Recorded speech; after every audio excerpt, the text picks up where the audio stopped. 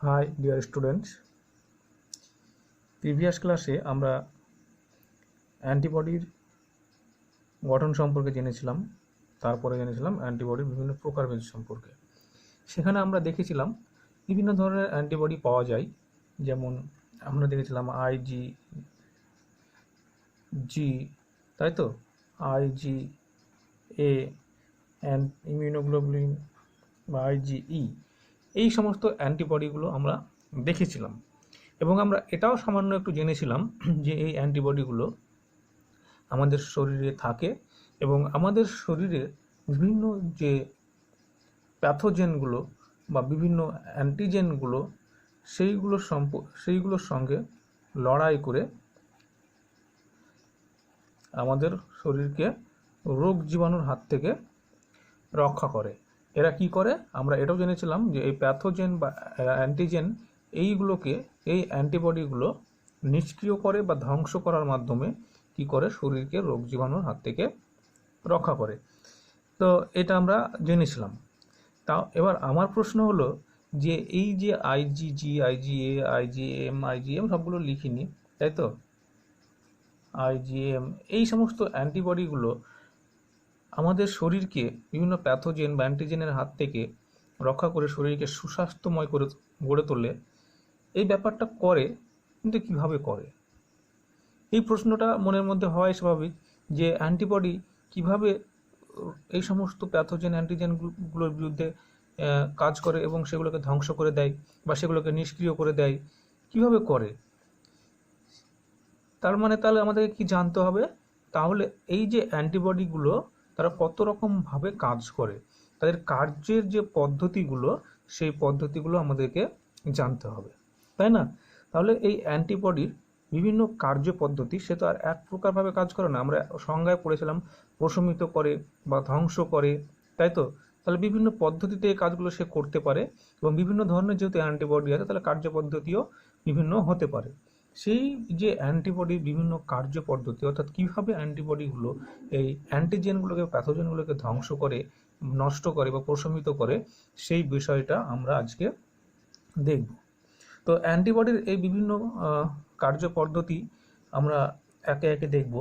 প্রথমে দেখব যে অ্যান্টিবডি একটা পদ্ধতিতে রোগ জীবাণুকে ধ্বংস করে, সেই পদ্ধতিটার নাম হচ্ছে নিউট্রালাইজেশন। কি বললাম?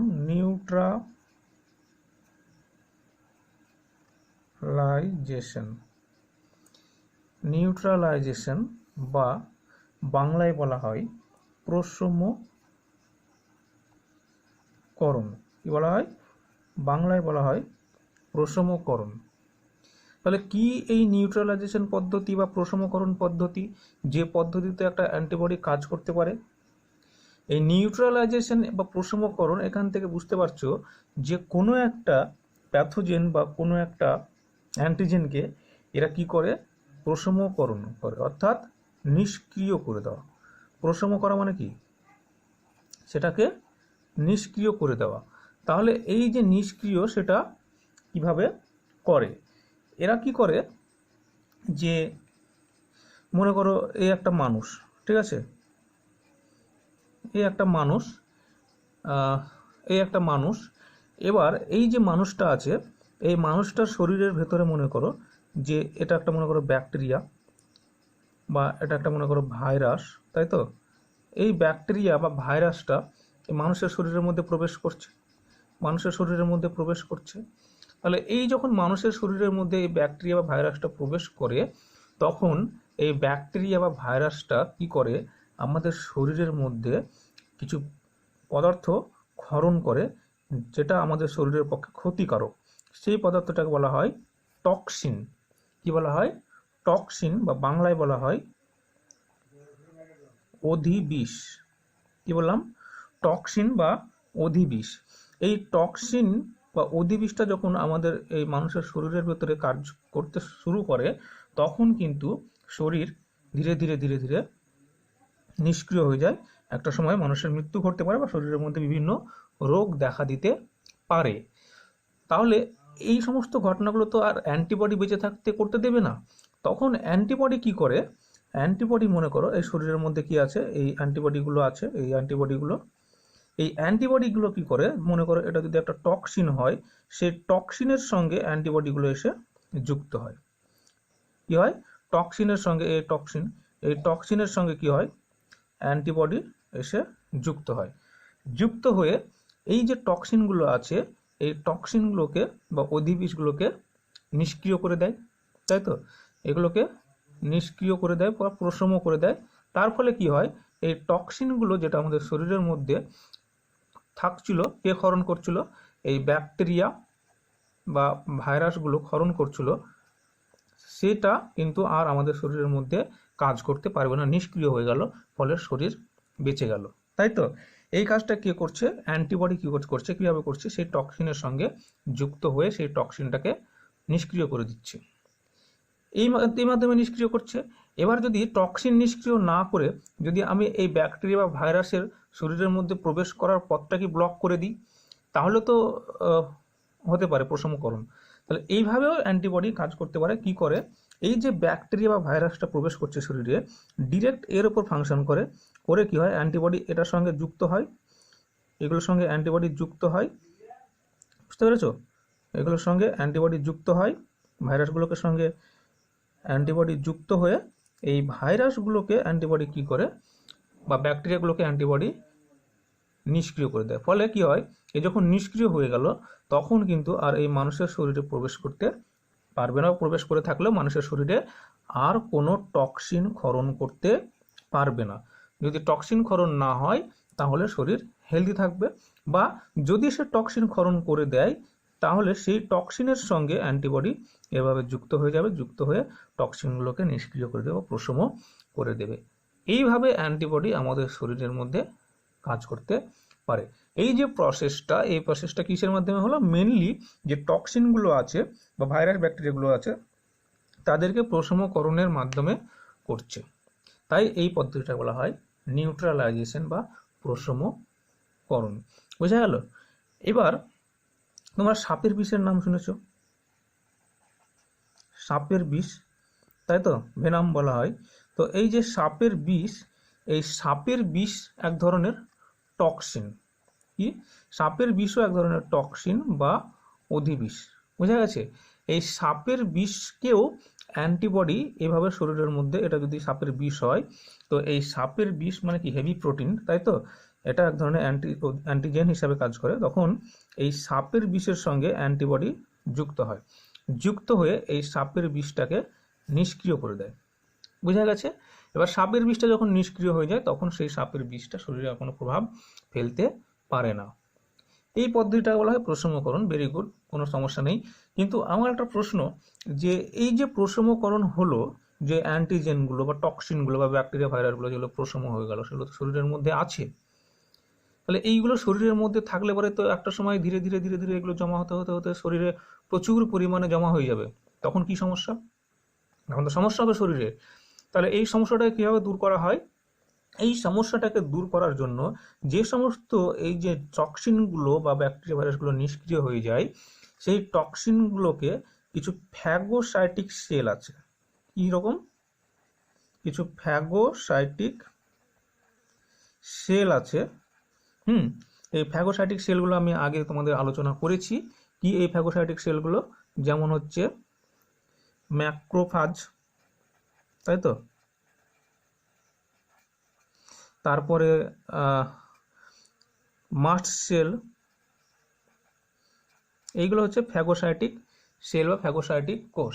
এই ফ্যাগোসাইটিক সেলগুলো কি করে, এই যে নিষ্ক্রিয় হয়ে যাওয়া টক্সিন বা অ্যান্টিজেনগুলোকে কি করে, ফ্যাগোসাইটিক পদ্ধতিতে কি করে, ফ্যাগোসাইটোসিস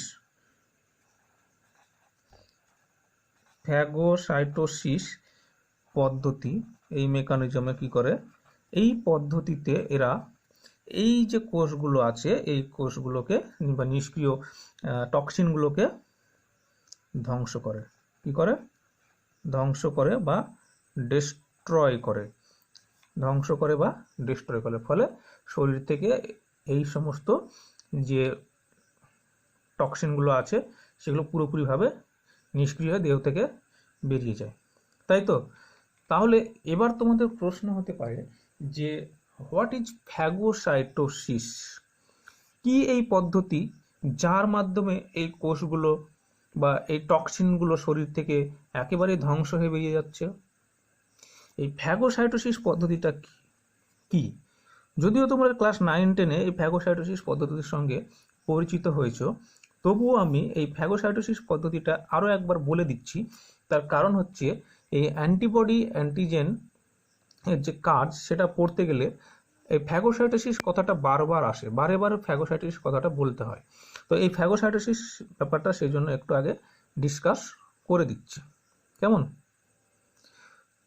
ঠিক আছে, এবার সেটা বলার আগে তোমরা এখান থেকে একটা জিনিস বুঝতে পারছো যে অ্যান্টিবডি এবং যখন শরীরের মধ্যে ফাংশন করে তখন সবসময় অ্যান্টিজেনের সঙ্গে যুক্ত হয়। তাহলে অ্যান্টিবডির পারফর্ম করা বা ফাংশন করার প্রথম শর্ত হচ্ছে এ সবসময় অ্যান্টিজেনের সঙ্গে যুক্ত হবে। এটা একটা অ্যান্টিজেন বা কোনো একটা প্যাথোজেনের সঙ্গে অ্যান্টিবডি যুক্ত হয়ে কাজ করবে, অর্থাৎ সবসময় অ্যান্টিবডি অ্যান্টিজেন কমপ্লেক্স গঠন হবে। এই অ্যান্টিবডি অ্যান্টিজেন কমপ্লেক্স গঠন হওয়ার পরেই বা হওয়ার মাধ্যমেই কিন্তু কোনো একটা অ্যান্টিবডি ফাংশন করতে পারে। এখানেও দেখো তাই হলো, এই যেখানে অ্যান্টিজেন হিসেবে কে কাজ করলো? টক্সিনটা। সেই টক্সিনের সঙ্গে অ্যান্টিবডি যুক্ত হয়ে টক্সিনকে নিষ্ক্রিয় করলো। তারপরে সেই নিষ্ক্রিয় টক্সিনগুলো কি হলো? ফ্যাগোসাইটোটিক সেল দ্বারা ধ্বংসপ্রাপ্ত হলো। বোঝা গেছে? এবার কি এই ফ্যাগোসাইটোসিস সেটা একটু আমরা দেখে নেব, তারপরে আবার আমরা অ্যান্টিবডির কাজের মধ্যে কার্যপদ্ধতির মধ্যে ফিরে আসবো, কেমন?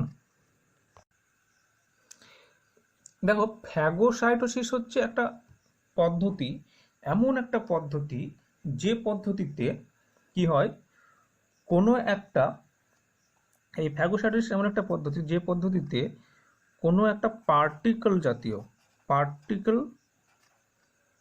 বা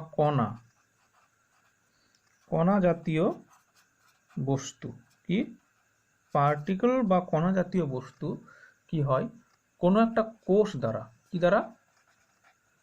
দ্বারা বা সেল দ্বারা কি হয়, এনগাল্ফ হয়। কি হয়? এনগাল্ফের ঠিক বাংলা কি হলো, মানে ভক্ষণ বলতে পারো, গলাধঃকরণ, তাই তো? কোনো একটা কোষ দ্বারা কোনো একটা পার্টিকেল বা কণা জাতীয় বস্তুকে কি হয়, প্রথমে ভক্ষণ করে বা গলাধঃকরণ করে, তারপর কি করে, এই যে কঠিন বস্তু বা কণা জাতীয় বস্তু এটাকে ধ্বংস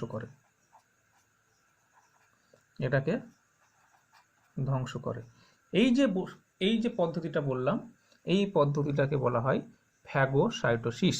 এবং যে সমস্ত কোষগুলো এই ফ্যাগোসাইটোসিস পদ্ধতিটাকে করে তাদেরকে বলা হয় ফ্যাগোসাইটিক সেল। কি বলা হয়? তাদেরকে বলা হয় ফ্যাগোসাইটিক সেল বা ফ্যাগোসাইটিক কোষ। এই কোষগুলো কারা? আমাদের শরীরের মধ্যে থাকে এমন কোষ হচ্ছে যেমন মাস্ট সেল, একটু আগে বললাম মাস্ট সেল, তারপর হচ্ছে ম্যাক্রোফাজ। হ্যাঁ, এরা ইমিউন সিস্টেমের মধ্যে থাকে, এরা হচ্ছে ফ্যাগোসাইটিক সেল। তো এটা কিভাবে হয়, এই ফাংশনটা কিভাবে কমপ্লিট হয়? এই ফাংশনটা এভাবে কমপ্লিট হয়, এখানে তিনটে পদ্ধতি আছে। কি রকম? একটাকে বলা হয় রিকগনিশন অ্যান্ড অ্যাডহারেন্স। কি বলা হয়? রিকগনিশন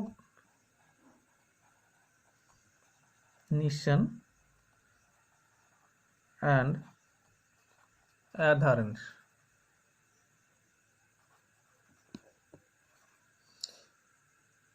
দুই, এনগালফমেন্ট।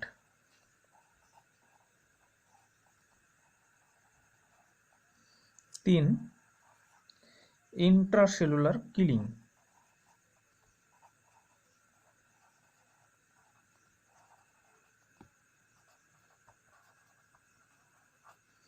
এই যে তিনটে স্টেপ বললাম, এই তিনটে স্টেপ বাই স্টেপ এই পদ্ধতিটা ঘটে। প্রথম যে পদ্ধতিটা বলেছি, ধাপটা বলেছি, সেটা হচ্ছে রিকগনিশন অ্যান্ড অ্যাডহারেন্স। রিকগনিশন মানে হচ্ছে আইডেন্টিফাই করা, চিহ্নিতকরণ করা। অ্যাডহারেন্স মানে হচ্ছে যুক্ত হওয়া। তাহলে চিহ্নিতকরণ এবং যুক্ত হওয়া, তাই তো? রিকগনিশন অ্যান্ড অ্যাডহারেন্স মানে হচ্ছে চিহ্নিতকরণ এবং যুক্ত হওয়া। মনে করো এটা একটা কোষ। কি কোষ? এটা হচ্ছে একটা ফ্যাগোসাইটিক সেল বা ফ্যাগোসাইটিক কোষ। এবার এই ফ্যাগোসাইটিক কোষের মধ্যে একটা রিসেপ্টর থাকে, এরকম একটা রিসেপ্টর থাকে, এরকম একটা রিসেপ্টর থাকে। এবার মনে করো যে এটা একটা অ্যান্টিজেন, কীরকম, এটা একটা অ্যান্টিজেন, ঠিক আছে, এটা একটা অ্যান্টিজেন বা কোনো একটা কণা জাতীয় বস্তু যেটা এই শরীরের মধ্যে প্রবেশ করে গেছে, শরীরের মধ্যে প্রবেশ করে গেছে। এবার এটা হচ্ছে একটা ফ্যাগোসাইটিক সেল, এটা একটা ফ্যাগোসাইটিক সেল, আর এটা একটা কণা জাতীয় বস্তু। এবার এই কণা জাতীয় বস্তুটা নিষ্ক্রিয় অবস্থায় আছে শরীরের মধ্যে, এটাকে এবার ধ্বংস করবে। তাহলে কিভাবে ধ্বংস করবে?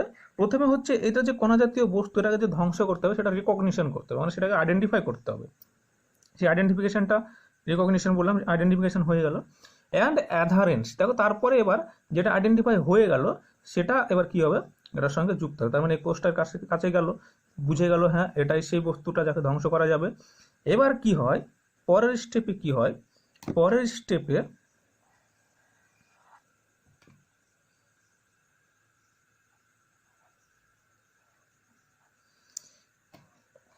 এই সেলটা এসে, এই যে কণাটা এসে এখানে এসে যুক্ত হয়ে যায়,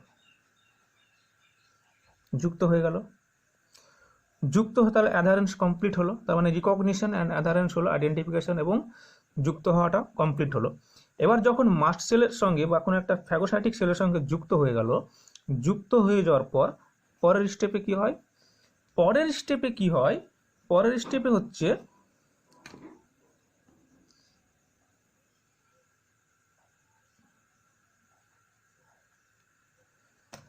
এইখানে দেখো এটা যুক্ত হয়ে আছে। এবার কি হয়, এই যে কোষটা আছে, কোষটা আস্তে আস্তে এইভাবে গলাধকরণ করতে শুরু করে, কি করতে শুরু করে, এরকম গলাধকরণ করতে শুরু করে। মানে এই যে রিসেপ্টরটা আছে, এখানে একটা রিসেপ্টর ছিল, এই রিসেপ্টর এবং তার সঙ্গে যে বস্তুটা যুক্ত হয়ে গেছে সেটা আস্তে আস্তে কোষের ভেতরে ঢুকতে শুরু করে। তার মানে পরের স্টেপে কি হয়, পরের স্টেপে এটা সম্পূর্ণরূপে কোষের ভেতরে ঢুকে যায়। তার মানে এটা কোষের ভেতরে এরকমভাবে ঢুকে যায়, আর বাইরের দিকে এভাবে রিসেপ্টরটা এভাবে এভাবে ঢুকে যায়। ঢুকে গিয়ে কি হয় তোমার, এরকমভাবে কোষের মধ্যে সম্পূর্ণরূপে এই বস্তুটা ঢুকে গেল, যেটাকে ধ্বংস করা যায়। যখন ঢুকে গেল এই এটাকে বলা হয় এনগাল্পমেন্ট, এখান থেকে শুরু হয়েছিল আর ঢুকে গেল, এই প্রসেসটাকে বলা হয় এই সেকেন্ড প্রসেস, এনগাল্পমেন্ট। তার মানে প্রথমে রিকগনিশন হয়ে গেল, এই পর্যন্ত রিকগনিশন অ্যান্ড অ্যাডারেন্স হয়ে গেল। তারপরের স্টেপটা কি হলো, এনগাল্পমেন্ট হয়ে গেল, তাই তো, এনগাল্পমেন্ট হয়ে গেল। তো এবার পুরোপুরি এনগাল্পমেন্ট এখানে হতে শুরু করেছিল, এখানে পুরোপুরি এনগাল্পমেন্ট হয়ে গেল। এনগাল্পমেন্ট হয়ে যাওয়ার পরে দেখো এখানে একটা আকৃতি গঠন করেছে, এই যে আকৃতিটা গঠন করেছে এটাকে বলা হয় ফ্যাগোজোম। কি বলা হয়, ফ্যাগোজোম। অর্থাৎ এনগাল্পমেন্ট হওয়ার পর একটা ফ্যাগোজোম গঠন করে। এবার এই যে একটা কোষের ছবি এঁকেছি, এটা তো একটা কোষের ছবি, এর ভিতরে তো নিজস্ব নিউক্লিয়াস আছে, তাই তো, এর নিজস্ব নিউক্লিয়াস আছে, তারপরে আরো বিভিন্ন যে কোষীয় অঙ্গাণু সেগুলো তো সবই আছে, তাই তো। সেই রকম একটা কোষীয় অঙ্গাণু, সেই কোষীয় অঙ্গাণুটার নাম কি, সেই কোষীয় অঙ্গাণুটার নাম হচ্ছে লাইসোজোম। তার মানে পরের স্টেপে কি হয়, পরের স্টেপে এই যে কোষ, কোষের মধ্যে যে যে ফ্যাগোজোম আছে, তাই তো, ফ্যাগোজোম আছে, সেই ফ্যাগোজোম দেখতে পাচ্ছ না, এই ফ্যাগোজোম আছে, ফ্যাগোজোমের সঙ্গে একটা লাইসোজোম এসে যুক্ত হয়, ফ্যাগোজোমের সঙ্গে এসে একটা লাইসোজোম যুক্ত হয়। এটা কি, এটা হচ্ছে লাইসোজোম। তাহলে এই যে লাইসোজোম,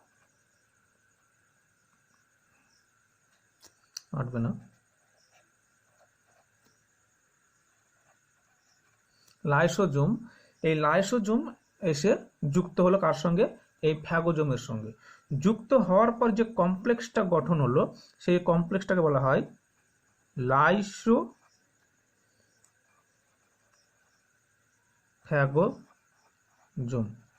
তাহলে লাইসোজোম আছে, তার সঙ্গে ফ্যাগোজোম আছে, এই কমপ্লেক্সটাকে বলা হয় লাইসোফ্যাগোজোম। যখনই লাইসোফ্যাগোজোম গঠন হয়ে যায় তখন কি হয়, পরের স্টেপে কি হয়, ছবিটা আঁকি। লাইসোফ্যাগোজোম যখন গঠন হয়ে যায় তখন কি হয়, এই যে বস্তুটা সেটা এরকমভাবে খণ্ডে খণ্ডে ভেঙে যায়, আর তার সঙ্গে লাইসোজোমের কণাগুলো তো আছেই, তাই তো? তাহলে বস্তুটা খণ্ড খণ্ডভাবে ভেঙে যায়। যখন খণ্ড খণ্ড, কালিটা চেঞ্জ হয়ে গেছে, এটা এরকম কালি হবে, বস্তুটা খণ্ড খণ্ডভাবে ভেঙে যায়, ভেঙে গেল, এই যে ভেঙে গেল বস্তুটা ধ্বংস হয়ে গেল, এই বস্তুটাকে ধ্বংস করলো কে? Actually lysosome. এবার এই লাইসোজোম যে বস্তুটাকে ধ্বংস করলো, সেটা কিভাবে ধ্বংস করলো? লাইসোজোম বস্তুটা এমনি এমনি ধ্বংস হয়ে গেল? এই যে ধ্বংসটা করলো, যার সাহায্যে লাইসোজোম ধ্বংস করে, সেই কেমিক্যালটার নাম হচ্ছে হাইড্রোজেন পারঅক্সাইড। কি বলা হয়? Hydrogen peroxide and nitric oxide. এই দুটো কেমিক্যাল কোষের মধ্যে থাকে লাইসোজোমে, যার সাহায্যে কি করে লাইসোজোম এই ফ্যাগোজোমের মধ্যে থাকা যে বস্তুটা আছে তাকে ধ্বংস করে দেয়, পুরোপুরিভাবে ভেঙে চুরে একাকার করে দেয়। এবার যখন ধ্বংস হয়ে গেল, তাহলে তো এবার শরীর থেকে বার করতে হবে, তাই কি না? শরীর থেকে তো, কোষ থেকে তো এটাকে বার করতে হবে, কোষ থেকে ব্লাড স্ট্রিমের মধ্যে বার করতে হবে, না হলে কি হবে? ওটা কোষের মধ্যে জমা হয়ে যাবে, কোষটার পক্ষে সেটা ক্ষতিকারক। তাহলে কোষ থেকে সেটাকে বার করতে হবে ব্লাড স্ট্রিমের মধ্যে। তখন মনে করো এই একটা কোষ, তাই তো? কোষ থেকে এবার এই যে ভেঙে যাওয়া বস্তুটা এটা বেরিয়ে যায়। যে পদ্ধতির সাহায্যে কোষ থেকে বেরিয়ে গেল, সেই পদ্ধতিটাকে বলা হচ্ছে এক্সোসাইটোসিস। কি বলা হয়? এক্সোসাইটোসিস। অর্থাৎ এক্সোসাইটোসিস পদ্ধতিতে কোষ থেকে সেই ডিগ্রেডেড যে বস্তুগুলো সেইগুলো বেরিয়ে যায়। এই হচ্ছে তোমাদের মোটামুটি একটা ফ্যাগোসাইটোসিস পদ্ধতি। তার ফলে কি হলো? কোষটা আবার, তার মধ্যে কিন্তু কোনো নষ্ট হয়ে যাওয়া বস্তুটা আর নেই, কোষটা আবার আগের অবস্থায় চলে আসলো, যে অবস্থা প্রথমে ছিল। বুঝতে পেরেছো? তার মানে কি হয়, যে পদ্ধতিটা বললাম, ইন্ট্রাসেলুলার কিলিং। ইন্ট্রাসেলুলার কিলিং, এই ব্যাপারটা এখানে ঘটে। ইন্ট্রাসেলুলার কিলিং, দেখো এই যে সেলের ভিতরে, কোষের ভিতরে কি হলো, এটা কিন্তু নষ্ট হয়ে গেল, তাই না? কোষের ভিতরেই বস্তুটা নষ্ট হয়ে গেল, এটাকে বলা হয় ইন্ট্রাসেলুলার কিলিং, অর্থাৎ কোষের ভিতরে কোনো কিছু ধ্বংস হয়ে যাচ্ছে। বোঝা গেছে? এই হচ্ছে ফ্যাগোসাইটোসিস। আরও একবার বলছি, ফ্যাগোসাইটোসিস মানে হচ্ছে পার্টিকেল বা কণা জাতীয় কোনো বস্তু কোষের মধ্যে প্রবেশ করবে, কোষের মধ্যে প্রবেশ করে কোষের মধ্যে সেটা ধ্বংস হয়ে যাবে, যেটা আমরা দেখলাম কোষের মধ্যে ধ্বংস হয়ে যাবে, সেইটাকে বলা হচ্ছে ফ্যাগোসাইটোসিস। এর তিনখানা স্টেপ আছে। প্রথমে হচ্ছে রিকগনিশন অ্যান্ড অ্যাডারেন্স, অর্থাৎ প্রথমে যে বস্তুটাকে ধ্বংস করতে হবে সেটাকে রিকগনিশন করা হয়, চিহ্নিতকরণ করা হয়, তারপর সেটা সেই ফ্যাগোসাইটিক কোষের সঙ্গে যুক্ত হয়, তার ওয়ালে, তার মেমব্রেনে থাকা রিসেপ্টরের সঙ্গে যুক্ত হয়। যুক্ত হওয়ার পর ধীরে ধীরে কোষের ভিতরে সেই বস্তুটা প্রবেশ করে অর্থাৎ এটাকে বলা হয় এনগালপমেন্ট, অর্থাৎ গলাধকরণ, বক্ষণ। প্রবেশ করার পর ভেতরে একটা ফ্যাগোজোম গঠন করে। সেই ফ্যাগোজোমের সঙ্গে ওই কোষের মধ্যে আগে থেকেই থাকা লাইসোজোম যুক্ত হয়। লাইসোজোম যুক্ত হওয়ার পর ফ্যাগোলাইসোজোম গঠন করে। এই লাইসোজোমের মধ্যে থাকা হাইড্রোজেন পারঅক্সাইড বা নাইট্রিক অক্সাইড এর সাহায্যে কি হয়, এই যে বস্তুগুলো আছে সেগুলো ভেঙে যায়। যখন এই বস্তুগুলো ভেঙে যায়, নষ্ট হয়ে যায়, তখন কি হয়, এক্সোসাইটোসিস পদ্ধতিতে কোষ থেকে আবার সেই ভেঙে যাওয়া বস্তুগুলো বা নষ্ট হয়ে যাওয়া বস্তুগুলো বেরিয়ে যায়, কোষটা আগের অবস্থায় চলে আসে। অর্থাৎ এখানে বস্তুটা ভেঙে গেল, অর্থাৎ অ্যান্টিজেন বা টক্সিনটা নষ্ট হয়ে গেল, কিন্তু কোষটা একই রকম থেকে গেল। এই যে পদ্ধতিটাকে, এটাকে বলা হয় ফ্যাগোসাইটোসিস। এবার আমরা যখন অ্যান্টিবডির মধ্যে, বিভিন্ন অ্যান্টিবডির ফাংশনের মধ্যে যে বারবার যখন ফ্যাগোসাইটোসিস কথাটা পড়ব, তখন কিন্তু আমাদের আর বুঝতে অসুবিধা হবে না, ব্যাপারটা আবছা থাকবে না। ফ্যাগোসাইটোসিস যখন আমরা বুঝে গেছি, তখন এবার অ্যান্টিবডির কার্যপদ্ধতিগুলো বুঝতে আমাদের আর কোনো সমস্যা না হওয়ারই কথা, তাই না? ঠিক আছে, তাহলে এবার আমরা আবার পুনরায় অ্যান্টিবডির ফাংশনের মধ্যে ফিরে যাই। কেমন? দেখো, আমরা প্রথমে পড়লাম নিউট্রালাইজেশন বা প্রশমকরণ। এবার আমরা পড়ব অ্যাগ্লুটিনেশন পদ্ধতি বা দলবদ্ধকরণ। এই পদ্ধতিটা কি? এই অ্যাগ্লুটিনেশন পদ্ধতিটা মেনলি হচ্ছে যে কণা জাতীয় যদি কোনো বস্তু আমাদের শরীরের মধ্যে প্রবেশ করে, সেই কণা জাতীয় বস্তুগুলো, কি বললাম, কণা জাতীয় কোনো বস্তু সেই কণা জাতীয় বস্তুগুলো যদি শরীরের মধ্যে প্রবেশ করে, বা পার্টিকেল ধর্মী কোনো বস্তু, সেগুলো যদি শরীরের মধ্যে প্রবেশ করে, সেগুলো শরীরের মধ্যে প্রবেশ করার পর কি করে, সেইগুলোকে শরীর দলবদ্ধ করে দেয়। দলবদ্ধ করে দেয় মানে মনে করো যে এই একটা মানুষ, তাই তো, এই একটা মানুষ, এই মানুষের শরীরের মধ্যে কিছু অ্যান্টিজেন প্রবেশ করেছে। মনে করো এই অ্যান্টিজেনগুলো, মনে করো এই মানুষটার এরকম ব্লাড ভেসেল, তাই তো, এই ব্লাড ভেসেলের মধ্যে এই অ্যান্টিজেনগুলো প্রবেশ করেছে। এবার রক্তবাহের মধ্যে এই অ্যান্টিজেনগুলো মানুষের শরীরে প্রবেশ করে গেছে। এই যে অ্যান্টিজেনগুলো, সেগুলো যদি কণাধর্মী হয় অর্থাৎ পার্টিকেল হয়, তাহলে কি হয়, এইগুলোকে কি করে দলবদ্ধ করে দেয়। অর্থাৎ পরের স্টেপটা কীরকম হবে, ছবিটা পরের স্টেপটা হবে এরকম যে এইগুলো একসঙ্গে এরকম দলবদ্ধ হয়ে যায়, একসঙ্গে দলবদ্ধ হয়ে যায়। দলবদ্ধ হয়ে কি হয়, ব্লাড ভেসেলের মধ্যে এদের পরিবহনটা বাধাপ্রাপ্ত হয়, অর্থাৎ শরীরের এক জায়গা থেকে আরেক জায়গায় ছড়িয়ে পড়তে পারে না। যদি পুরো শরীরের মধ্যে একসঙ্গে হঠাৎ করে অ্যান্টিজেনটা ছড়িয়ে পড়ে, তাহলে পুরো শরীরের পক্ষে ক্ষতিকারক। কিন্তু অ্যান্টিবডি কি করে, এই ছবিটাকে যদি আরো ভালো করে জুম করি, এই ছবিটাকে, এর আগের স্টেপটাকে, তাহলে কি হয়, এই যে অ্যান্টিজেনগুলো, তার সঙ্গে অ্যান্টিবডিগুলো এসে যুক্ত হয়, অ্যান্টিবডিগুলো এসে যুক্ত হয়। ঠিক আছে, এখানে মানে এই ছবিটা আঁকলাম, এখানে অ্যান্টিবডিগুলো এসে যুক্ত হয়। যুক্ত হয়ে কি হয়, এই যে অ্যান্টিজেনগুলো আছে, এই অ্যান্টিজেনগুলোকে নিষ্ক্রিয় করে দেয়, তাই তো। এই অ্যান্টিবডিগুলোকে কি নিষ্ক্রিয় করে কি করে, এই অ্যান্টিবডিগুলোকে দলবদ্ধ করে দেয়। যখনই দলবদ্ধ হয়ে যায়, গুটি গুটি হয়ে যায়, তখন এগুলো আর রক্তের বাহুর মধ্যে বা ব্লাড ভেসেলের মধ্যে পরিবাহিত হতে পারে না, এদের পরিবহনটা বাধাপ্রাপ্ত হয়। বুঝতে পেরেছো? এবার যখন এদের পরিবহনটা বাধাপ্রাপ্ত হয়, তখন এই কোষগুলোকে, এই দলবদ্ধকরণ যে কোষগুলো, সেইগুলোকে কি করে, যে ফ্যাগোসাইটিক সেলগুলো আছে, এই জন্য ফ্যাগোসাইটোসিসটা আগে বোঝালাম তোমাদেরকে। ফ্যাগোসাইটিক যে কোষগুলো আছে, সেলগুলো, সেই ফ্যাগোসাইটিক সেলগুলো কি করে, এদেরকে আবার ধ্বংস করে। বুঝতে আবার ধ্বংস করে দেয় ফ্যাগোসাইটোসিস পদ্ধতিতে, যে পদ্ধতিটা একটু আগে বোঝালাম, সেই ফ্যাগোসাইটোসিস পদ্ধতিতে ধ্বংস করে দেয়। বুঝতে পেরেছো? এই যে পদ্ধতিটা অ্যান্টিবডির কাজ করার পদ্ধতি, এটাকে বলা হয় অ্যাগ্লুটিনেশন বা দলবদ্ধকরণ। এই দলবদ্ধকরণ করার মাধ্যমে যে অ্যান্টিবডিগুলো কাজ করে, তাদেরকে বলা হয় অ্যাগ্লুটিনিন। কি বলা হয়? অ্যাগ্লুটিনিন। সেই অ্যান্টিবডিগুলোকে বলা হয় যারা এই দলবদ্ধকরণের মাধ্যমে কাজ করে। তাহলে কে সেই অ্যান্টিবডি যে এই দলবদ্ধকরণের মাধ্যমে কাজ করে? সেই অ্যান্টিবডিটা হলো আইজিজি। সেই অ্যান্টিবডিটা আইজিজি। আইজিএম এও এই পদ্ধতিতে কাজ করতে পারে, কিন্তু মেন যে অ্যান্টিবডিটা যেটা অ্যাগ্লুটিনেশনের মাধ্যমে কাজ করে, সেটা হচ্ছে আইজিজি।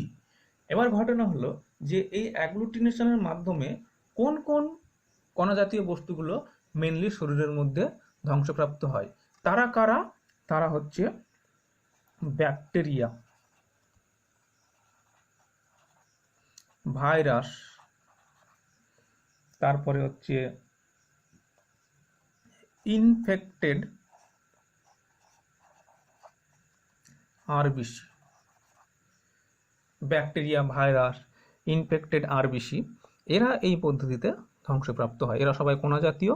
এরা এই অ্যাগ্লুটিনেশন বা দলবদ্ধকরণ পদ্ধতিতে ধ্বংসপ্রাপ্ত হয়। কি হয়? কণা জাতীয় বস্তু শরীরের মধ্যে যখন প্রবেশ করে, অর্থাৎ ব্যাকটেরিয়া, ভাইরাস, ইনফেক্টেড আরবিসি, এরা যখন শরীরের মধ্যে প্রবেশ করে, তখন এদের সঙ্গে এইভাবে অ্যান্টিবডি যুক্ত হয়।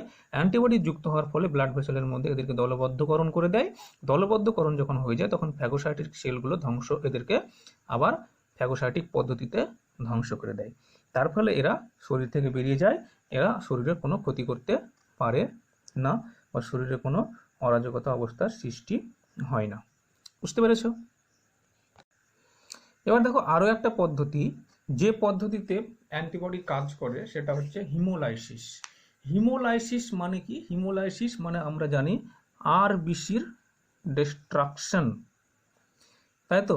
হিমোলাইসিস মানে হিমোগ্লোবিনের ধ্বংসপ্রাপ্ত হওয়া। হিমোগ্লোবিন কোথায় থাকে? আরবিসিতে থাকে। অর্থাৎ আরবিসির লাইসিস কথার অর্থ হচ্ছে ভেঙে যাওয়া, আর হিমো মানে কথা হচ্ছে হিমোগ্লোবিন। তাহলে হিমোগ্লোবিনের ভেঙে যাওয়া, হিমোগ্লোবিন কোথায় থাকে? আরবিসিতে। এখন যদি আরবিসি ধ্বংসপ্রাপ্ত হয় তাহলে সে আরবিসি ধ্বংসপ্রাপ্ত হওয়াটাই হচ্ছে হিমোগ্লোবিনের ধ্বংসপ্রাপ্ত হওয়া, তাই এটাকে বলা হয় আরবিসির ধ্বংসপ্রাপ্ত হওয়াটাকে বলা হয় হিমোলাইসিস। দেখো আমরা যখন অ্যাগ্লুটিনেশন পড়ছিলাম, সেই অ্যাগ্লুটিনিন যে অ্যান্টিবডি আইজিজি, সে কি করছিল কি ব্যাকটেরিয়া, ভাইরাস, ইনফেক্টেড আরবিসি এগুলোকে ধ্বংস করছিল। এখন কোনো একটা আরবিসি যদি ইনফেক্টেড হয়ে যায় তাকে তো ধ্বংস করলে আমাদের কোনো ক্ষতি হয় না, কিন্তু নর্মালি যদি একটা হেলদি আরবিসিকে ধ্বংস করে দেওয়া হয় তাহলে কিন্তু আমাদের শরীরের মধ্যে আরবিসির সংখ্যা কমে যাবে। সেটাকে আমরা কি বলতে পারি? সেটাকে আমরা অ্যানিমিয়া বলতে পারি, তাই কি না?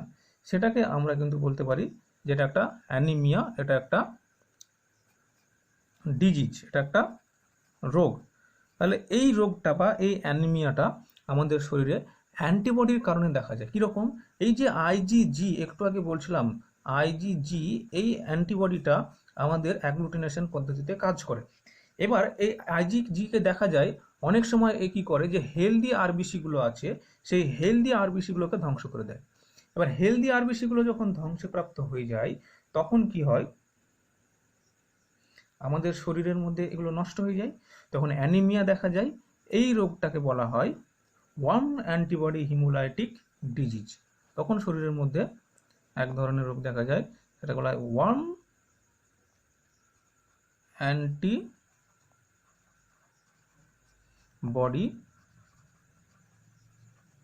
Haemolytic disease. বুঝতে পেরেছো? ওয়ার্ম অ্যান্টিবডি হিমোলাইটিক ডিজিজ, বোঝা গেছে? এই কারণে কি কারণে হয়? এটা কে করে? আইজিজি করে। কি কারণে হিমোলাইসিস হয়? এ মানে ইনফেক্টেড যে আরবিসি তাদেরকে ভাঙতে ভাঙতে হেলদি আরবিসিকেও ভেঙে দেয়। তার ফলে যে রোগটা দেখা যায় সেটা হচ্ছে ওয়ার্ম অ্যান্টিবডি হিমোলাইটিক ডিজিজ। এই যে ব্যাপারটা, এটাকে বলা হয় হিমোলাইসিস। বোঝা গেছে? এবার দেখো আরও একটা পদ্ধতি, যে পদ্ধতিতে একটা অ্যান্টিবডি শরীরের মধ্যে কাজ করে, সেই পদ্ধতিটা কি? সেটা হচ্ছে অধঃক্ষেপণ বা প্রেসিপিটেশন। অধঃক্ষেপণ বা প্রেসিপিটেশন বলতে আমরা কি বুঝি? নর্মালি যদি আমরা এক গ্লাস জলের মধ্যে একটু ঘোলা জল নিই, যদি এক গ্লাস ঘোলা জল নিই, সেই এক গ্লাস ঘোলা জলের মধ্যে যদি কাদা থাকবে, তো কি হয়? একটা সময় দেখা যায় যে সেই ঘোলা জল যদি রেখে দেওয়া হয় তাহলে তলায় কি হয়? কাদা জমে যায়, কাদা থিতিয়ে পড়ে, আর উপরে তখন একদম পরিশ্রিত জল ভাসমান অবস্থায় থাকে, তাই তো? এই যে পরিশ্রিত জলটা ভাসমান থাকার পরে তলায় যে অংশটা পড়ে গেল সেটাকে আমরা কি বলি? সেটাকে আমরা অধঃক্ষেপ বলি। তলায় যে অংশটা ছড়িয়ে পড়লো সেটাকে আমরা বলি অধঃক্ষেপ বা প্রেসিপিটেশন ঘটে, তাই তো? তাহলে এই যে অধঃক্ষেপ, এটা দেখছি আমরা যে এই অধঃক্ষেপণ পড়ছি, এই অধঃক্ষেপ পড়াটাকে কি বলা হয়? অধঃক্ষেপণ। তাহলে এই অধঃক্ষেপণ কি তাহলে অ্যান্টিবডির মধ্যে যেটা কথা বলছি আমরা অধঃক্ষেপণ, সেটা কি এইরকমই কোনো ঘটনা? একদম সেম ঘটনা, এরকমই ঘটনা ঘটে। কীরকম ঘটনা ঘটে? যে তার মানে তোমরা দেখছো যে অধঃক্ষেপণ কথাটা ঘটতে গেলে এখানে কিন্তু একটা তরল মাধ্যম ছিল, জল ছিল। ঠিক সেরকমই এই অধঃক্ষেপণ পদ্ধতিতে অ্যান্টিবডি কাজ করে আমাদের শরীরের মধ্যে যেখানে যেখানে তরল থাকে, অর্থাৎ যেখানে যেখানে শরীরের মধ্যে যে তরল থাকে তাকে কি বলা হয়? দেহ তরল বলা হয়। তাহলে যেখানে দেহ তরল থাকে সেই দেহ তরলের মধ্যে অ্যান্টিবডি কি প্রক্রিয়ায় কাজ করে? অধঃক্ষেপণ প্রক্রিয়ায় কাজ করে। অন্য কোনো মাধ্যমে অ্যান্টিবডি কিন্তু অধঃক্ষেপণ প্রক্রিয়ায় কাজ করতে পারবে না, সেখানে অন্য পদ্ধতি কাজ করবে। কিন্তু যেখানে দেহ তরল আছে সেখানে অধঃক্ষেপণ পদ্ধতিতে অ্যান্টিবডি কাজ করতে পারে। তাহলে এরকম দেহ তরল কি? ব্লাড একটা দেহ তরল, রক্ত। তাহলে এই ব্লাডের মধ্যে কিন্তু অ্যান্টিবডি অধঃক্ষেপণ পদ্ধতিতে কাজ করে। তাহলে কি এই অধঃক্ষেপণ পদ্ধতি? অধঃক্ষেপণ পদ্ধতি এরকমই একটা পদ্ধতি যে মনে করো এই যে ব্লাড আছে রক্তের মধ্যে, তাই তো? এই ব্লাডের মধ্যে কি থাকবে? অবশ্যই অ্যান্টিজেন প্রবেশ করে গেছে বা কোনো রোগ জীবাণু শরীরের মধ্যে ঢুকে পড়েছে। এবার কি হয়? এই অ্যান্টিজেনগুলোর সঙ্গে অ্যান্টিবডি কি করে, যুক্ত হয়ে যায়। তাহলে এই ছবিটাকে যদি একটু বড় করে দেখায় তাহলে কি হবে, ছবিটা হবে এরকম, মানে মনে করো এই একটা অ্যান্টিজেন, সেই অ্যান্টিজেনের সঙ্গে অ্যান্টিবডিগুলো যুক্ত হয়ে যায়। অ্যান্টিবডিগুলো যখন অ্যান্টিজেনের সঙ্গে যুক্ত হয়ে যায় তখন কি হয়, তখন এই যে অ্যান্টিজেনটা সেই অ্যান্টিজেনটা ধ্বংস হয়ে যায়। তার মানে এই তারপরের স্টেপে কি হয়, অ্যান্টিজেনটা মনে করো এখানে আমি একটাই গেছি, তো তার মানে এটা মনে করো এরকম ধ্বংস হয়ে গেল।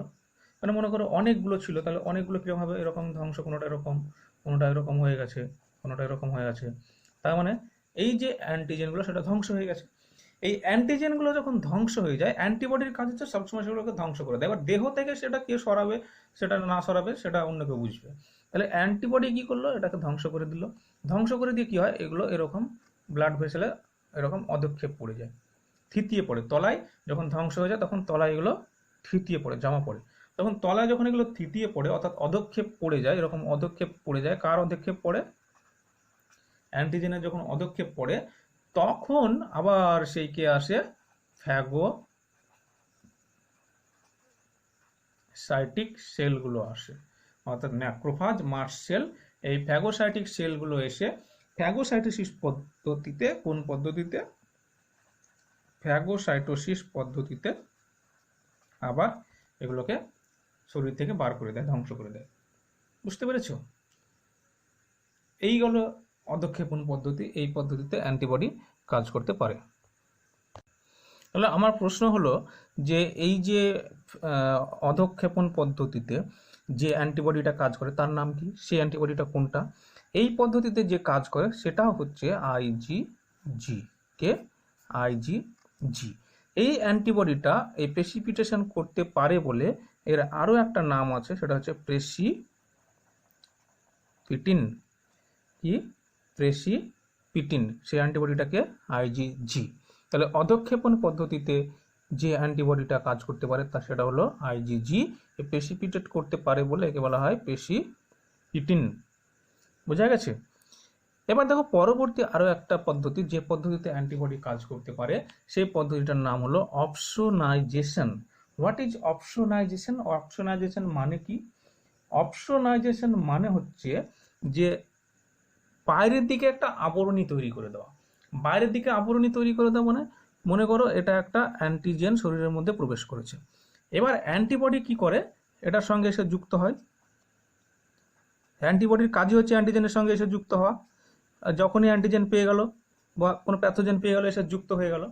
যুক্ত হয়ে যাওয়ার পরে এই যে অ্যান্টিবডি এই অ্যান্টিজেনের বাইরের দিকে কি করে, একটা আবরণী তৈরি করে দেয়। এরকম এরকম একটা আবরণী তৈরি করে দেয়। অ্যান্টিজেনের বাইরের দিকে যখন এরকম একটা আবরণী তৈরি হয়ে যায় তখন এই রকম আবরণীযুক্ত যে অ্যান্টিজেনটা বা প্যাথোজেনটা সেটাকে ফ্যাগোসাইটিক যে কোষগুলো আছে তারা খুব সহজেই আইডেন্টিফাই করতে পারে, রিকগনিশন করতে পারে। ফ্যাগোসাইটিক সেলগুলো খুব সহজেই আইডেন্টিফাই করতে পারে, ফলে এই কোষ অ্যান্টিজেনগুলো ফ্যাগোসাইটোসিস পদ্ধতিতে খুব সহজেই ধ্বংস হয়ে যায়। ফ্যাগোসাইটোসিস যে পদ্ধতি সেই পদ্ধতিতে খুব সহজেই এরা ধ্বংস হয়ে যায়, খুব সহজেই ফ্যাগোসাইটিক সেল দ্বারা এরা আবদ্ধ হয় বলে। বোঝা গেছে? এই রকম যে একটা অ্যান্টিজেনের বাইরের দিকে বা প্যাথোজেনের বাইরের দিকে একটা আবরণী তৈরি করে দেওয়া, এই আবরণী তৈরি করে দেওয়াটাকেই বলা হয় অপসোনাইজেশন। এই অপসোনাইজেশন পদ্ধতিতেও অ্যান্টিবডি কাজ করতে পারে। যে অ্যান্টিবডি এই অপসোনাইজেশন পদ্ধতিতে কাজ করে সেই অ্যান্টিবডি হলো আইজিএম। অপসোনাইজেশন পদ্ধতিতে মেনলি যে অ্যান্টিবডিটা কাজ করে সেটা হচ্ছে আইজিএম বা ইমিউনোগ্লোবিউলিন এম। এই ইমিউনোগ্লোবিউলিন এম এটা অপসোনাইজেশন করতে পারে বলে এর আরও একটা নাম, সেটা হচ্ছে অপসোনিন। অর্থাৎ যে সমস্ত অ্যান্টিবডিগুলো অপসোনাইজেশন পদ্ধতিতে কাজ করতে পারে তাদেরকে বলা হয় অপসোনিন। বোঝা গেছে? এগুলো থেকে পরীক্ষায় কোশ্চেন আসতে পারে। কীরকম কোশ্চেন আসতে পারে যে নিম্নলিখিত কোন অ্যান্টিবডিটা অপসোনিন? হ্যাঁ, তখন আইজিএম, আইজিজি, আইজিডি, আইজিই এরকম অপশান দিল, তখন সেটা অ্যান্সার হবে অবশ্যই আইজিএম। এবার এরকমও দিতে পারে যে অপসোনাইজেশন হলো কোনো একটা অ্যান্টিজেনের বাইরের দিকে আবরণী তৈরি হওয়া, অ্যান্টিজেনটা ধ্বংস হয়ে যাওয়া, পুরোপুরি অ্যান্টিজেনের সঙ্গে অ্যান্টিবডি যুক্ত হওয়া, এরকমভাবে কতগুলো অপশন দিল, তখন কোনটা হবে? অবশ্যই বাইরের দিকে একটা আবরণী তৈরি হওয়া। এইরকমভাবে এই প্রত্যেকটা যে পদ্ধতি, সে পদ্ধতিগুলো থেকে নিটের, বিশেষ করে নিটের ক্ষেত্রে এরকমভাবে শর্ট কোশ্চেন আসতে পারে। বুঝতে পেরেছো? এইচএস এর টোটালি একটা অপশনাইজেশন কি, বা অধক্ষেপণ পদ্ধতি কি, বা সেল মেডিয়েটেড যে একটা পদ্ধতি এখনো আছে সেটা বলিনি, সে এই পদ্ধতিগুলো কি, এই কিভাবে অ্যান্টিবডি কাজ করে, নিউট্রালাইজেশন পদ্ধতি, হিমোলাইসিস কি, এরকমভাবে এইচএস এ কোশ্চেন আসতে পারে। কিন্তু নিটের কোশ্চেন এভাবে দেবে না, নিটের কোশ্চেন এখান থেকে এমসিকিউ দেবে যেভাবে বললাম সেভাবে, বা অনেক সময় এইচএস এর যে এমসিকিউ গুলো আছে সেখানেও এরকমভাবে কোশ্চেন দিতে পারে। কেমন?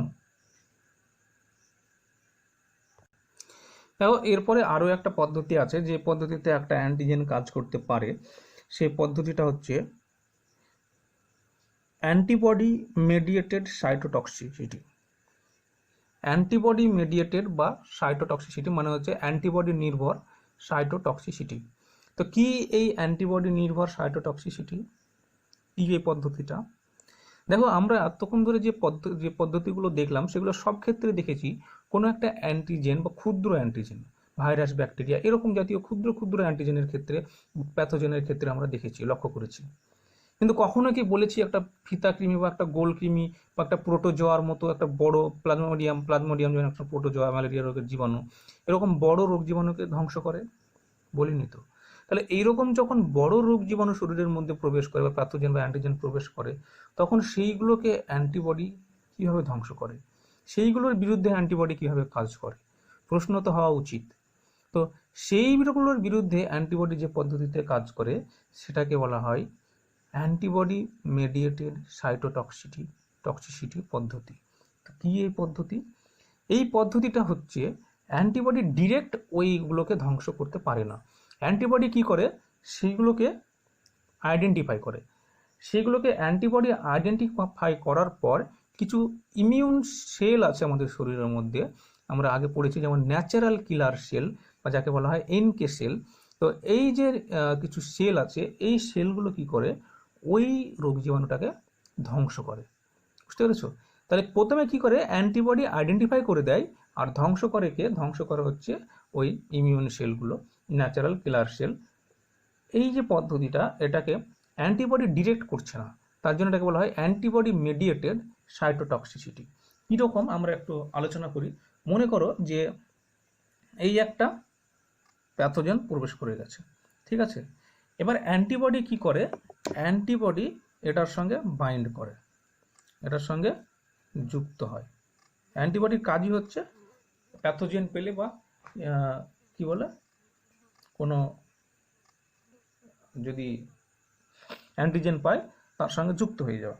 তাহলে এবার কি করে? এটা কি করে? অ্যান্টিজেন কি হলো এখানে? অ্যান্টিজেন না, অ্যান্টি বডিজ কি হলো? বাইন্ড অ্যান্টিজেন, তাই তো? Antibody bind antigens on the surface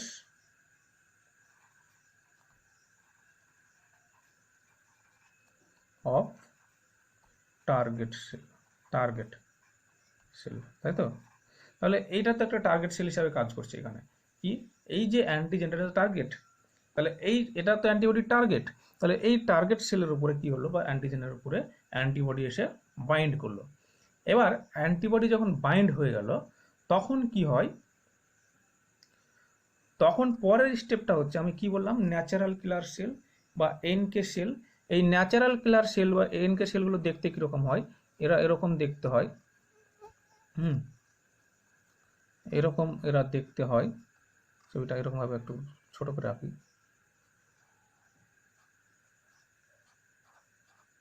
এরকম দেখতে হয়, বুঝতে পেরেছো? তো ছবিটা খুব একটা ভালো হলো না, হ্যাঁ, ছবিটা আমি আরও একবার ট্রাই করছি। ছবিটা ন্যাচারাল কালার সেলগুলো হয় এরকম, তার বাইরের দিকে এরকম কতগুলো রিসেপ্টর থাকে, এরকম ন্যাচারাল কালার সেল হয়, তার বাইরের দিকে এরকম কতগুলো রিসেপ্টর থাকে। বুঝতে পেরেছো?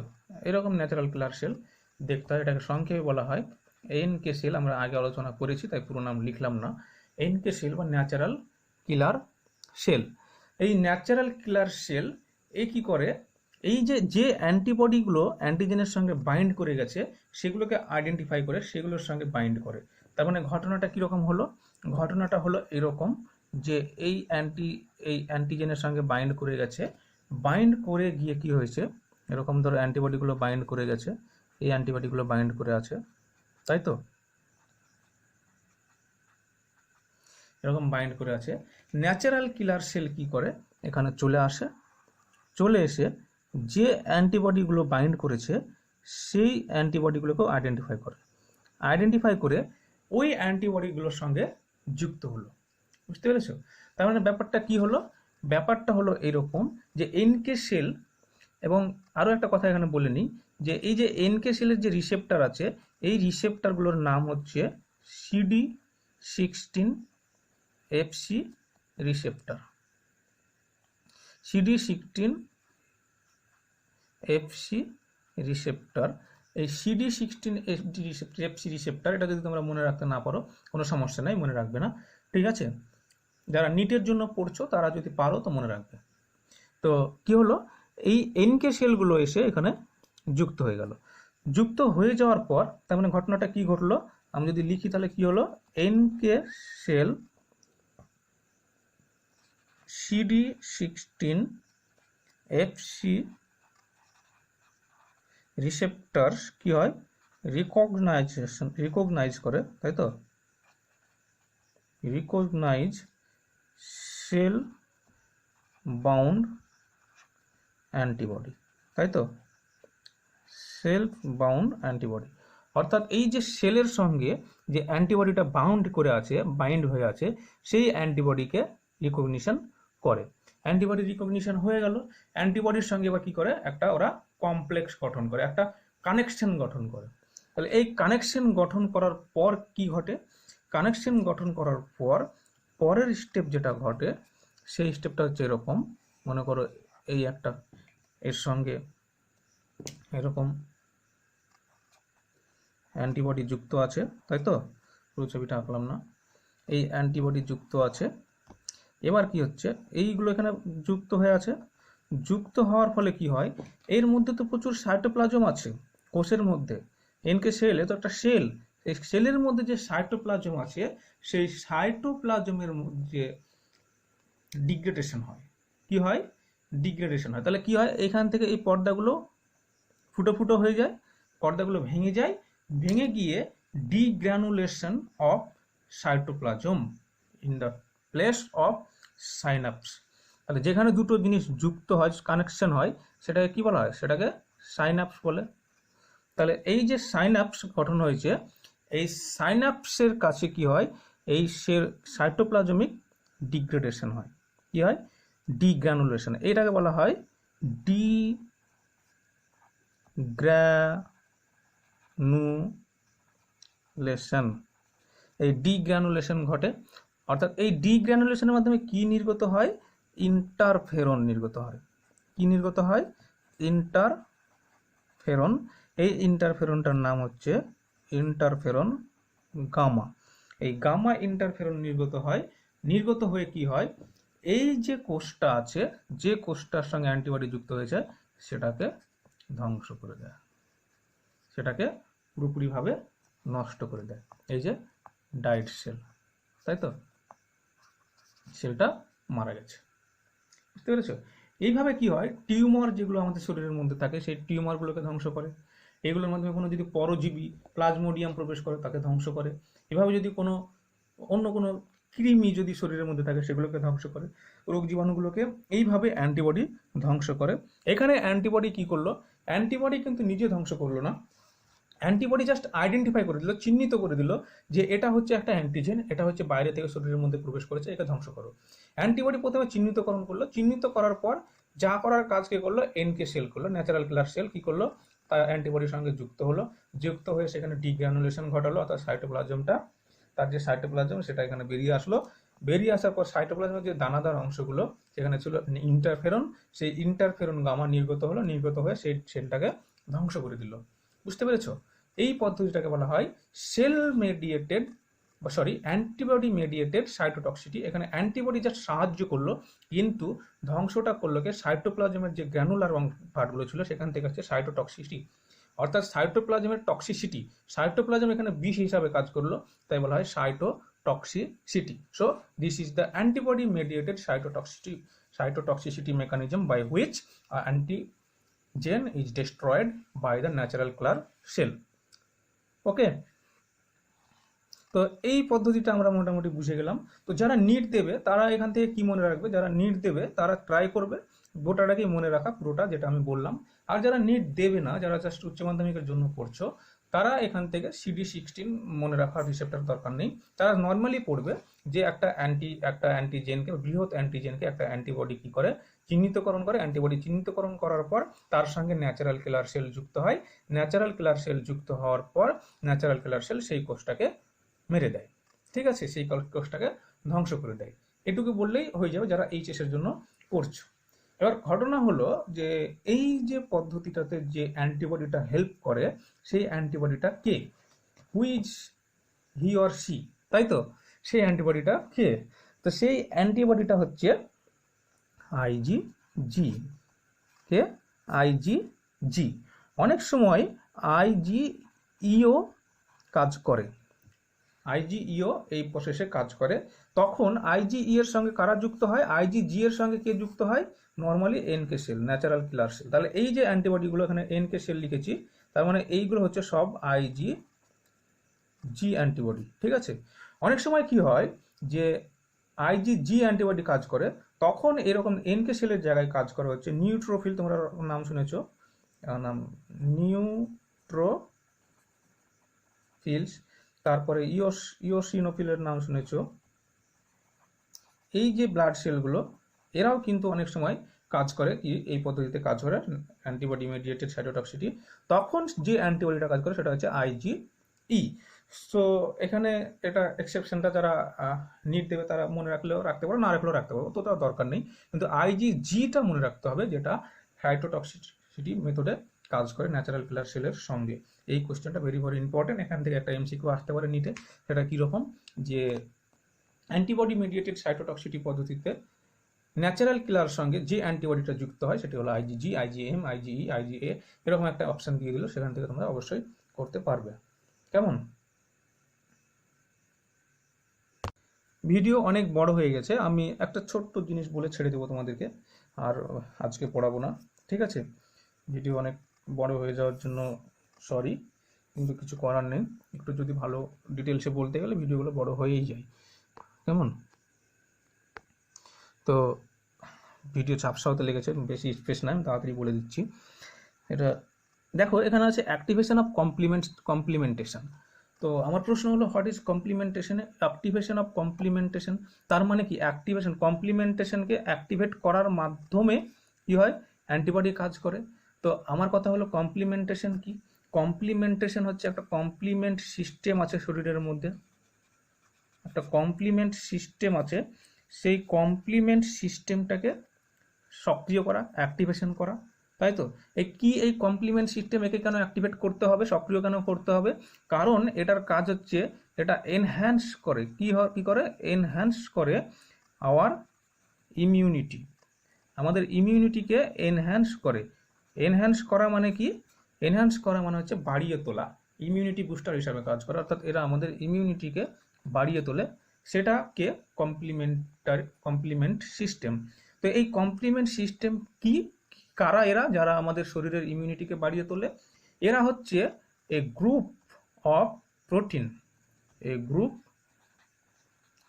Of plasma protein. কীরকম protein? A group of plasma, তার মানে রক্তের মধ্যে থাকে এরকম প্রোটিন, এদেরকে সক্রিয় করে antibody. A group of plasma protein কতগুলো থাকে? প্রায় 20টা প্লাজমা প্রোটিন থাকে। এই 20টা প্লাজমা প্রোটিনের একটা কমপ্লেক্স রক্তের মধ্যে থাকে, প্লাজমার মধ্যে থাকে, তাদেরকে সক্রিয়করণের মাধ্যমে অ্যান্টিবডি কাজ করে। তো তাদেরকে কেন সক্রিয় করে? কারণ তারা হচ্ছে আমাদের ইমিউনিটিকে এনহ্যান্স করে, বোঝা গেছে? তো এরা কারা?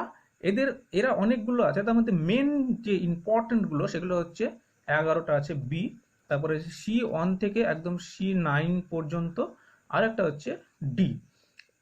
এই যে প্রোটিন, এগুলো একটা প্রোটিন, বি একটা প্রোটিন, C1 একটা protein, C2, C3, C4, C9 পর্যন্ত এরা একটা প্রোটিন, তারপরে ডি এরা একটা প্লাজমা প্রোটিন। এই প্রোটিনগুলো শরীরের মধ্যে কি করে, enzymatic series of enzymatic reaction ঘটায়।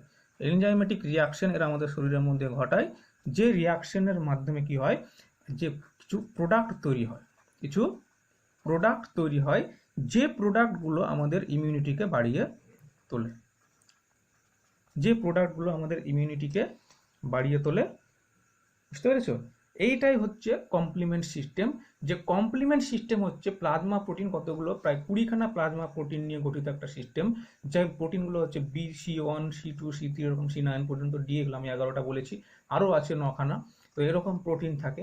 সেই প্রোটিনগুলো কি করে, আমাদের শরীরের মধ্যে শুধু অনেকগুলো এনজাইমেটিক রিয়াকশন যখন সক্রিয় হয়ে যায়, এই প্রোটিনগুলো যখন সক্রিয়, নিষ্ক্রিয় যখন থাকে তখন কোনো কাজ করে না, যখন সক্রিয় হয়ে যায় তখন অনেকগুলো এনজাইমেটিক বা উৎসেচক রিয়াকশন ঘটায়, যে রিয়াকশনের ফলে কিছু প্রোডাক্ট তৈরি হয়, যে প্রোডাক্টগুলো আমাদের শরীরের ইমিউনিটিকে বাড়িয়ে তোলে। সেই কাজটা, এদেরকে সক্রিয় করার কাজটা করে হচ্ছে অ্যান্টিবডি। কে করে? অ্যান্টিবডি এদেরকে সক্রিয় করার কাজটা করে। এরা সক্রিয় হয়ে তারপরে আমাদের শরীরের ইমিউনিটি বাড়িয়ে তোলে। তো এইটা একটা পদ্ধতি, যে পদ্ধতিটা কমপ্লিমেন্টেশন বলা হয়, অ্যাক্টিভেশন অফ কমপ্লিমেন্টেশন।